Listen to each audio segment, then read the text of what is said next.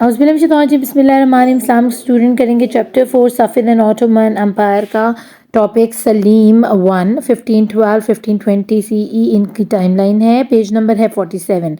Sultan Salim 1 was the 9th सुल्तान। अब जो हम बात करेंगे ऑटोमन एम्पायर की यानी सल्तनत उस्मानिया के जो 9वें सुल्तान बन रहे हैं, बादशाह बन रहे हैं, वो हैं सुल्तान सलीम 1 और ये बहुत प्रोमिनेंट पर्सनालिटी हैं। ठीक है, अभी आपने जो पेपर्स के लिए याद करना है that was like Mehmed 2 and the Suleiman the magnificent. ठीक है, ये दो आप तो ज़रूर अच्छे से कीजिएगा, अदरवाइज़ ये सलीम का भी आप कर सकते हैं, लेकिन ये जो दो हैं ना ये बहुत ज़्यादा प्रोमिनेंट हैं। He added the holy sites of Mecca and Medina to the Ottoman empire in 1517।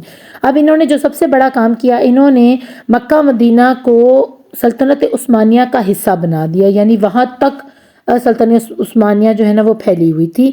और ये वाक़या जो पेश आया था जिसमें मक्का मदीना हिस्सा बन गए थे सल्तनत उस्मानिया या ऑटोमन एम्पायर का, वो 1517 में हुआ था and became the first caliph of the Ottoman empire. और अब मक्का मदीना क्योंकि साथ जुड़ गया है तो अब इनको खलीफा के तौर पर भी जाना जाता था, क्योंकि अरब की ये रिवायत है कि खुलफा जो है ना वो चलाते हैं रियासत को, तो ये उस्मानी खलीफा भी बने थे। बिफोर हिम, ये पहले उस्मानी खलीफा बने after adding the holy sites of Mecca and Medina to Ottoman empire. ठीक है, ये याद रखना आपने। Before him the rulers of the Ottoman empire only had the title of sultan. इससे पहले आपको पता है जितने भी ऑटोमन एम्पायर के अंदर गुजरे हैं बादशाह, उनको सुल्तान का लक़ब दिया जाता था, बादशाह को सुल्तान कहा जाता था। लेकिन अब से 1517 से जबकि मदीना और मक्का भी शामिल हो गए उस्मानी रियासत के अंदर, तो बादशाह को खलीफा बुलाया जाने लगा। The caliphate became the most important religious center for Muslims all over the world। अब खिलाफत जो है ना वो मुसलमानों का समझ लें कि सबसे important Islamic way of life था। ये समझ लें कि मरकज़ था दीन का, मरकज़ था इस्लाम का, जो ऑटोमन एम्पायर बन चुका था और यहाँ पर खिलाफत उस्मानिया चली। ठीक है ना, अब क्या, अब सल्तनत उस्मानिया से, ऑटोमन एम्पायर से ये खिलाफत उस्मानिया की तरफ इनकी जो है ना दौड़ भाग स्टार्ट हुई। पूरी दुनिया में ये खिलाफत उस्मानिया के तौर पर उभर के सामने आए। तो ये था सलीम 2, छोटा सा था इनका लेकिन बहुत इंपॉर्टेंट काम था इनका, जिसमें इन्होंने मदीना और मक्का को ऐड कर लिया था 1517 में ऑटोमन एम्पायर के अंदर। अब सुलेमान द मैग्निफिसेंट के बारे में पढ़ते हैं। इनका टाइमलाइन बनता है 1520 टू 1566 CE। आपने सबके टाइमलाइंस अच्छे से याद करने हैं। Suleiman was the 10th Ottoman sultan. अब आपको पता होना चाहिए कि ये सलीम 1 के बाद सुलेमान द मैग्निफिसेंट की बारी आती है और ये 10वें ऑटोमन सुल्तान बन रहे हैं, उस सल्तनत उस्मानिया के बादशाह बन रहे हैं, या कहा जाए तो खिलाफत उस्मानिया के 10वें खलीफा बन रहे हैं, या दूसरे खलीफा इसलिए क्योंकि पहले खलीफा सुलेमान 1 थे, इनके वालिद, और फिर आगे से ये गद्दी नशीनी पर आए हैं या इनको जानशीनी मिली है, ताज मिला है। He was 26 when he ruled over the empire. अभी वो सिर्फ 26 साल के थे जब उनको अपनी ये सल्तनत इतनी बड़ी संभालनी पड़ी और वो इसके बादशाह बने। His rule lasted for 50 years और 50 साल तक फिर उन्होंने अपने आप को बेहतरीन सुल्तान बनवाया। 50 साल तक इनका दौरे हुकूमत है। Suleiman personally led the Ottoman army in the conquest of Belgrade and Hungary, though he lost the battle for Vienna in 1529। अब देखा जाए तो सुलेमान ने खुद से ये फैसला किया ज़ाती तौर पर कि हमें फतह करना चाहिए बल्गारिया और हंगरी के इलाके को, तो उसने वहाँ पर अपनी फ़ौजें भेजी।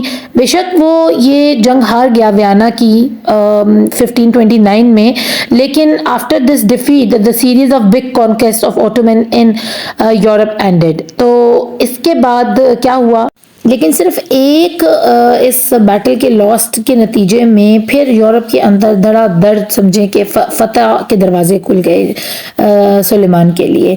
और फिर इसने जो ऑटोमन एम्पायर है उसको बहुत ज़्यादा एक्सपेंशन की, उसकी वुसत को बढ़ा दिया, यानी बहुत सारे इलाकों को फतह किया। His empire held dominant over 3 continents, तकरीबन 3 कॉन्टिनेंट्स के ऊपर, नॉट कंट्रीज, कॉन्टिनेंट्स, बर्रे आज़मों के ऊपर इसकी रियासत थी। The period of Suleiman is called the golden age of the Ottomans। अब हर جیسا مصر کا گولڈن ایج تھا، ان کا گولڈن ایج، ان کا جو تھرڈ پیریڈ تھا وہ کہلاتا، تو اسی طرح جو سلیمان کا دور تھا نا، وہ دور جو ہے عثمانیہ کا، سلطنت عثمانیہ کا سنہرا ترین دور کہلایا گیا. سلیمان's achievement during his 50 years reign were. اب اس کے دور کے 50 سالہ دور حکومت کے جو اس نے اپنی اچیومنٹس کی ہیں، جو کامیابیاں حاصل کی ہیں، اس کے بارے میں بات کرتے ہیں. Number 1 expansion of the Ottoman empire. ایک تو اس نے اپنی سلطنت کو مزید وسعت دی فتح کر کے علاقے یورپ کے. Number 2 formulation of a legal system that lasted for the next 3 years. اب اس نے ایک لیگل سسٹم یعنی سطحی طور پر ایک آپ سمجھ لیں کہ قانونی اور اصلاحی سسٹم پیدا کیا کہ کسی کے ساتھ کوئی زیادتی نہیں ہو سکتی، اور پوری 3 کانٹیننٹ کے اندر امن، سکون اور قوانین کی پابندی، یہ ساری چیزیں اس نے ایڈ کی، جو کہ اگلے 300 سال تک، اس کے جانے کے بعد بھی 300 سال تک لوگ اس پر عمل درآمد کرتے رہے، اتنا امن سکون. Introducing reforms in the government for good system of administration and progressive taxation. اب ٹیکسیشن اور ایڈمنسٹریشن نظم و نسق یعنی صفائی کا خیال رکھنا، باغات، لوگوں سے ٹیکس وصولی، ٹھیک ہے نا، اور اس ٹیکس کا استعمال غریبوں کی فلاح و بہبود کے لیے کرنا، یہ ساری چیزیں اس نے جو ہے اپنا ریفارمز کو انٹروڈیوس کروایا لوگوں کے اندر کہ یہ ضروری ہیں. Promoting Turkish art and architecture. For example the architecture works of Mimar Sinan engineer and architect who constructed more than 300 structures during his rule. اس کے علاوہ اس نے پروموٹ کیا ترکش کلچر کو، ترکش آرٹ کو، جس کے اندر جو معمار سینان ہوتے ہیں نا، معمار ہوتے ہیں انجینئرز کو بلایا جاتا ہے، اور سینان ہوتے ہیں آرکیٹیکٹس. اور آرکیٹیکٹس کیا کرتے ہیں؟ وہ بلڈنگز کو ڈیزائن کرتے ہیں، اور انجینئرز کیا کرتے ہیں؟ ان بلڈنگز کے نقشوں کو لے کر باقاعدہ بلڈنگز کو تیار کرنے میں، پلوں کو، سڑکوں کو تیار کرنے میں مدد کرتے ہیں، ٹھیک ہے. اور انہوں نے تقریباً اس کے دور میں 300 اسٹرکچر ایسے بنائے جو کہ قابل دید ہیں، جس میں آیا صوفیہ وغیرہ اور باقی سارے آتے ہیں، اور بڑی بڑی خوبصورت مساجد اور بڑے بڑے خوبصورت محل شامل ہیں اس کے اندر، ٹھیک ہے. تو یہ تھا ہمارا سلیمان دی میگنیفیشنٹ کا ٹاپک. امید کرتی ہوں آپ کو اس کی اچھے سے سمجھ آئی ہوگی. اپنا خوب خیال رکھیے گا. Thank you for watching. اللہ نگہبان.